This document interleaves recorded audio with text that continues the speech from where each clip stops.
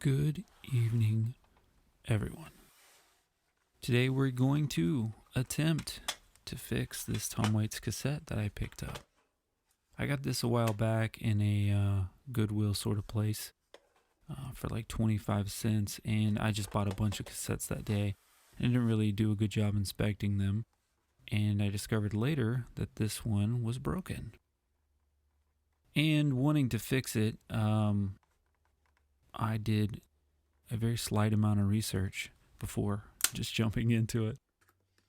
So on these type of cassettes, there's no screws, so everything's kind of glued together. So you have to start to crack the case, which it was really nerve-wracking to like be breaking into this.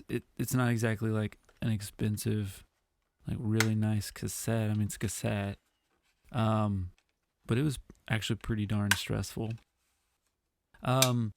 You're just using different implements to try and crack it. I was afraid I would just break the plastic, and then once it was open, it was like sigh of relief.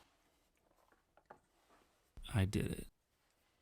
And the day that I worked on this cassette the first time, I was having a really hard time keeping my hand steady, more so than usual. So I made a lot of mistakes with that. One of the little tips I just showed there is using a Post-it note to keep the reel in place. The stickiness is just sticky enough for the super, super lightweight cassette tape, the magnetic tape, I guess you would call it. So that's a really great job. I would highly recommend anybody using that. So there, if you didn't notice it, was my big mistake. I used this tiniest little piece of tape to think that maybe that would do the job. And really, this is a story of failure and, getting over that, I guess. Sometimes I just get in my head, today's the day to do things, and I need to go back and wait. But I don't know, in this day in particular, I was just not in a position of waiting. So I assembled the cassette, and with all the confidence in the world, didn't test it. I just glued it back in place right away, like a dingus, because I did this little test with the pencil. Like, oh, it's threading fine. Fail. Took it over to my cassette deck, broke in like 2 seconds. I was really upset about that. But why should I have been? It was my stupid fault. I didn't do a good enough research. So back to the drawing board like a week later. And I did a little bit more research and realized that there should have been a leader tape, I think is what it's called, in the spool. Well, what had happened is, for whatever reason, mine had gotten stuck down and wasn't de-threading. So first of all, I had to discover that and then thread it out. And then at this point, when I was working on it again, I was frustrated. And so I was just going to make it work no matter what. And so I don't have splice tape. I didn't have any of that stuff. I mean, this is again more of an experimentation than anything. This is definitely not a how-to. Do not follow this guide. You can follow the ideas behind it, but don't do it like this. So I used this big piece of tape, and I first stuck down the leader tape. Hope that's the right term. And then I had to cut a bad end off of the magnetic tape and then put it down. This was not tested. I didn't know if I was going to be losing information on the actual cassette.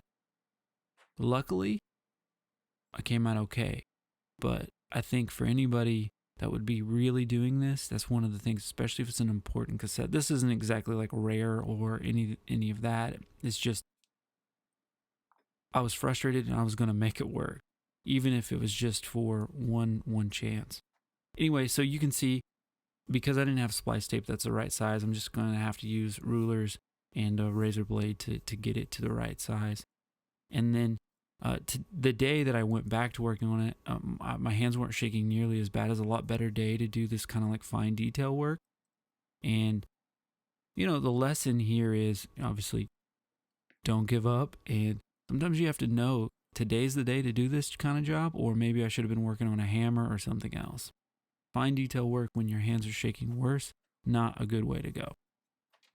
Then You also should test things before gluing them shut.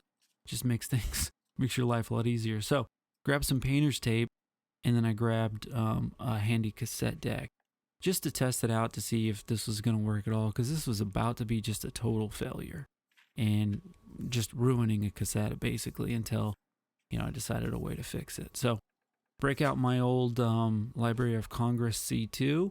Love this deck. And then just do this thing rewinds really hard. So I knew if I could play through it and it didn't break, then I would be in good shape.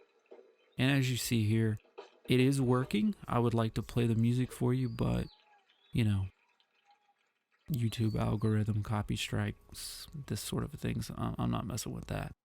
So, at the end of the day, I fixed the cassette.